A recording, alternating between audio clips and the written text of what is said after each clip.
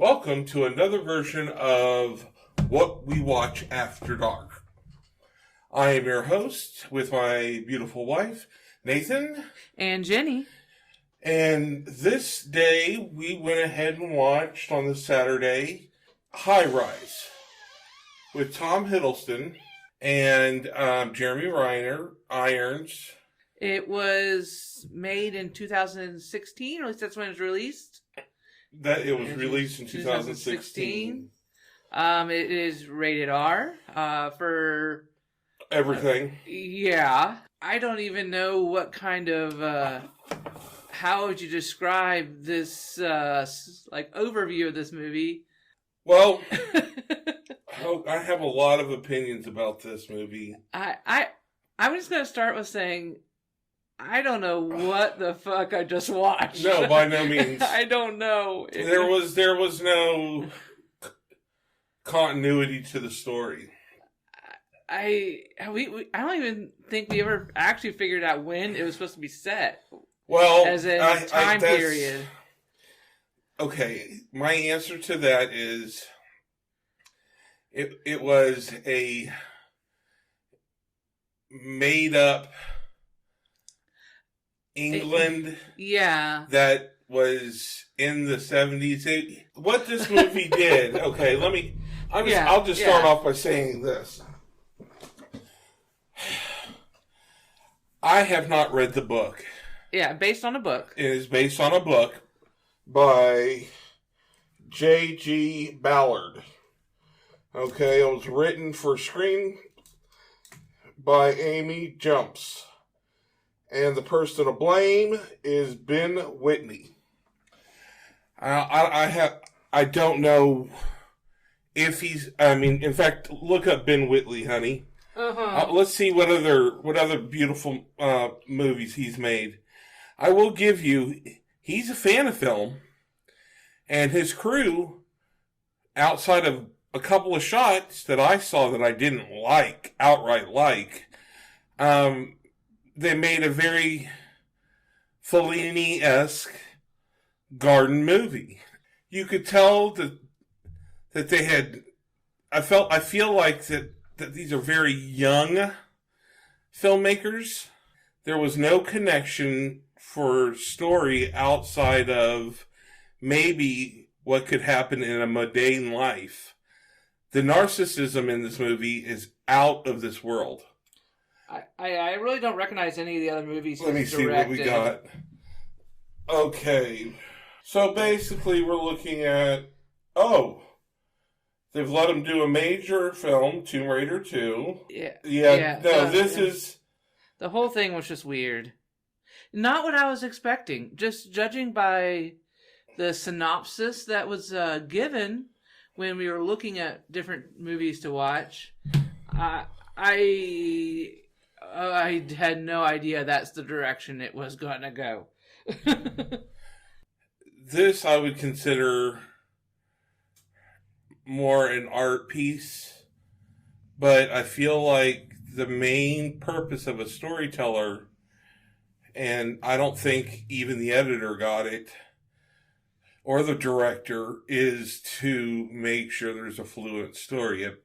There was a beginning, there was a middle, and there was an end. I give you that. Yeah. But it was man versus a tower, which he tried to make a character and failed.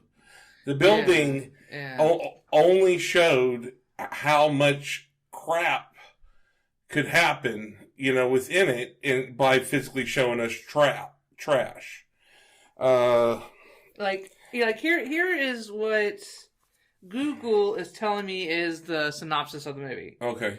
After his divorce, Dr. Robert Lang moves to a high-rise building in which the residents are divided into classes. The rich live upstairs, the lower class downstairs. When it comes to tension and a murder, Robert is literally right in the middle. The dude wasn't even murdered. He jumped to suicide. That's just it. And and he had a terminal illness. But did he? That's the whole thing. Well, I saw a lot of bubbles on that chart, but nobody tells me. And this is the problem. Originally, she brought him the scans and said, he looks fine. But then he looked at the scans and was like, oh, there's something wrong. I don't know. I didn't even know. I thought he felt guilty for causing him to commit suicide. I don't even know. I thought Tom Hiddleston. I had no idea about a divorcee in this movie for Tom Hiddleston. I just knew he didn't have a wife in the picture. Yeah, that's and it. He was sleeping with all the other women in the building. Well, and you know, I'm sure, and that's what this felt like. This felt like this person tried to make, and like I said, I'll name some filmmakers for you. Try to make a Fellini, Stanley Kubrick,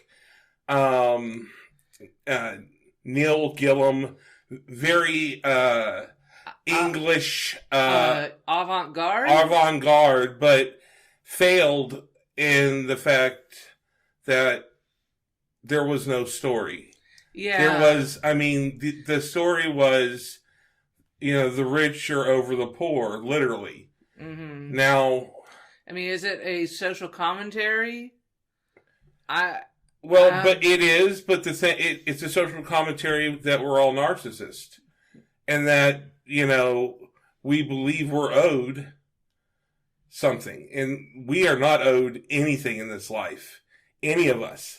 Yeah, and well, in the end, the rich were eating dog food, horse, whatever. Yeah, I mean, horse steak and. I mean, but why even take it to that point?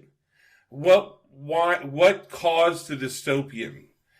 I mean, they're saying that, you know, this guy jumped off the building, and I heard a line in the movie where we're going to have to show him up on parties, and that's when it seemed like there was a switch. I don't know. It went from Hedwig parties, you know, powderwig parties, to fucking Babylon.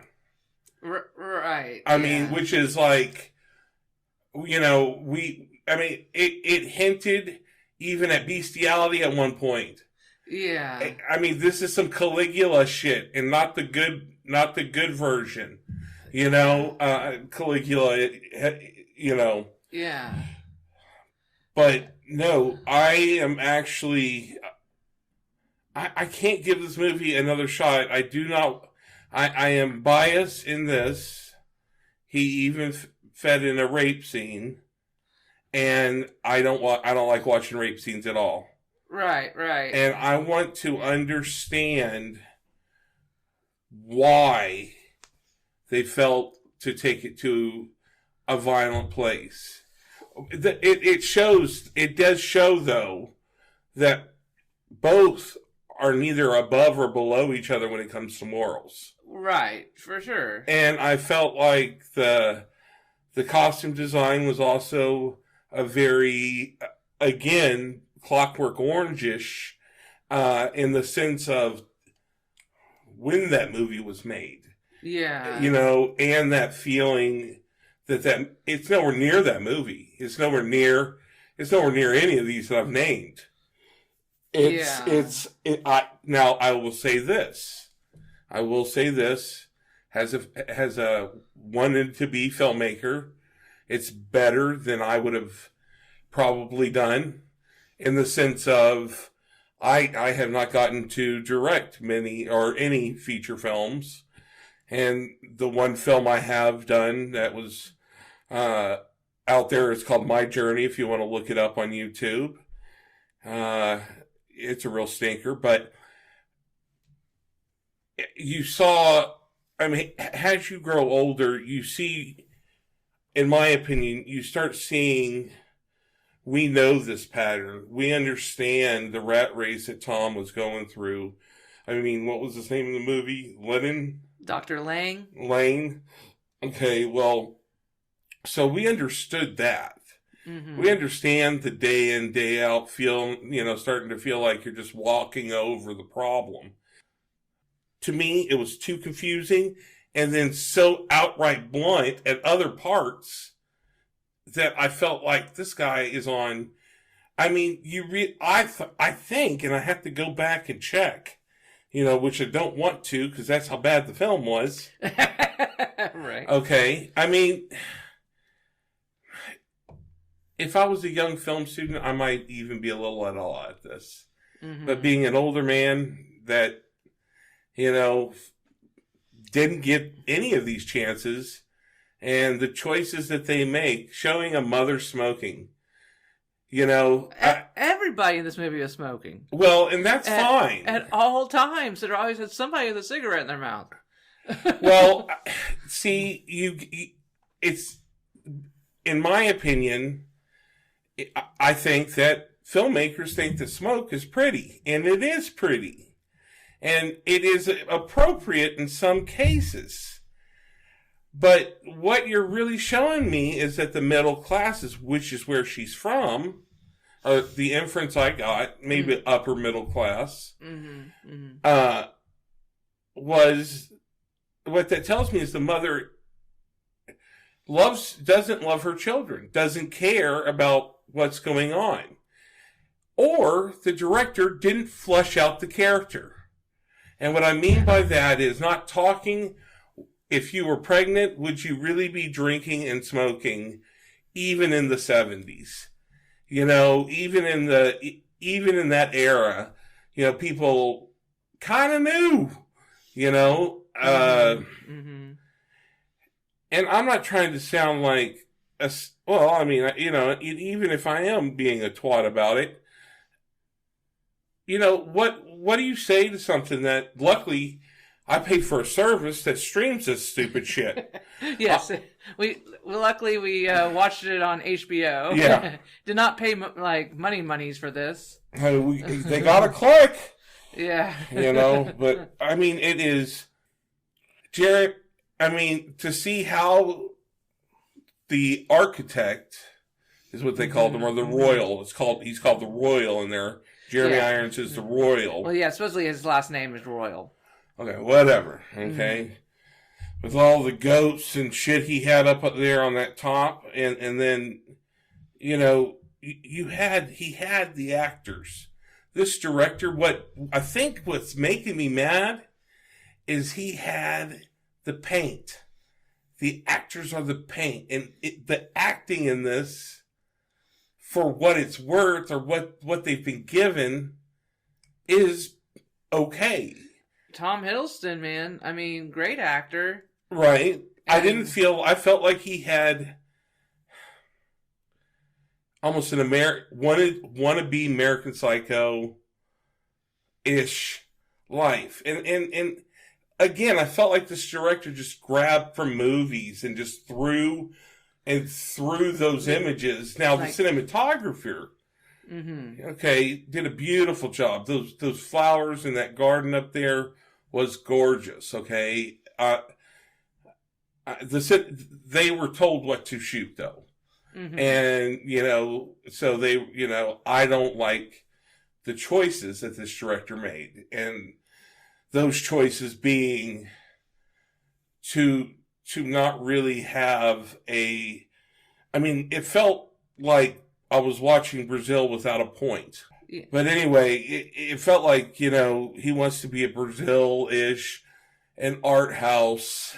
The thing was, there was nothing balancing it at all. There was not even dark humor. I mean, one of the movies I hate, I just cannot stand, is a movie called Happiness. Okay? And it had Philip Seymour Hoffman in it. It had, really a good cast. I just didn't care for his crass. And that's what this has, is crass. Yeah, I mean, everybody was fucking, Well, that's not even the point. It was like, why, though? Yeah. Why are, Just to show it? Or was it a scene that you saw in film school that you wanted to fit into your film? Yeah, I don't know. I know it looks like he did some stuff before it and some stuff after it. Well, and, hey, man, he's talked him into it. He's doing better than I ever will, and I got to give him props for that. So I'm not going to dog a man I can dog him for what his job on the film is, but not as a filmmaker, because he's getting it done. Yeah, but it just seemed like it was trying too hard to be too artsy. It really was, and to me, Twin Peak moments, almost. the use of sound in this movie. He starts with a soundtrack very prominent at the beginning. As we get to the middle part of the movie, which is really the middle part of People, the birthday parties start. Yeah, no, I can't say I would ever recommend this to anybody to watch. Is that terrible? Well, I mean, I'm sure somebody liked it. I want to say it had like a 60% on Rotten Tomatoes. I mean, so... Well, those must be the cool kids then, because... Some of the critics liked it, I guess. I thought Harlem Nights was a better movie. Well, yeah. Okay. You can't compare it. They're completely different genres, atmospheres. Harlem Nights? I mean... No, oh gosh. Maybe if you turned off the sound, you still wouldn't get a story, but you'd get pretty images by the filmmaker. This guy had the right people, the right crew. Just piss poor choice. Okay, well, I've looked up some trivia on IMDb. It says High Rise has been a stalled passion project for producer Jeremy Thomas for decades. It was once deemed unfilmable. Well... Jeremy, they were right, brother. It says when Jeremy Thomas first bought the rights back in 1975. Okay. He's been sitting on that for a long time. And hey, guys, if you're just like, I want to watch a movie for titties, this is your movie. Yeah. Very beautiful titties throughout. And man buns. And man buns. What did you think of the scene where Tom was sunbathing? If you're Tom Hiddleston... Did you see a new light, honey? Well, he was covering his junk, but not a bad-looking man. We'll put it that way. It says in the opening shot of the movie, Lang is using a record player. It is a very special, very rare player known as a transcriptor's reference turntable. And the same was owned by Alex in A Clockwork Orange. So this is likely a homage to that film. Nailed it. Yeah, sorry. Yeah, you're not Stanley Kubrick, Ben. I'm sorry. And again, obviously you're way better a filmmaker than I'll ever be, and I ever have been, and I'll admit that. But man, it has just watching it and knowing and it went into a lot of work, and you had the paint, and you just couldn't put it all together. It was like at one point Tom Hiddleston had one bucket of paint for the whole fucking apartment, man. And it wasn't a very big bucket of paint. It really wasn't. And fought tooth and nail, and damn it, he covered his whole apartment plus himself, and was even able to put a dog eye spot on his eye. Right. And I thought, okay. This is a little much. So it feels like, the dog pooped outside, the director picked it up in the baggie like he was supposed to, but then just left the baggie. Out of a 1 to 5 star rating, what kind of stars would you give this? It's hard for me to give any film less than a 3. And the reason why I say that is because it is a lot of work, a lot of creativity, and even some of the best films that never get any money, never get noticed, never become a cult classic. Those are still out there. And like I said, I can only critique it as a fan, but I'm going to have to go with a 2. Yeah. I would agree with that. 2 stars. And that really is, the biggest deductions on that is from the director and the editor, who did not tell me a story. Whereas a lot of the stuff we're going to be watching for this podcast, one of us has at least seen. True. At one point. So, yeah. And that brings a good tie into what we have coming up next week, which will be Postcards from the Edge. Good night, everybody. Thank you so much for listening.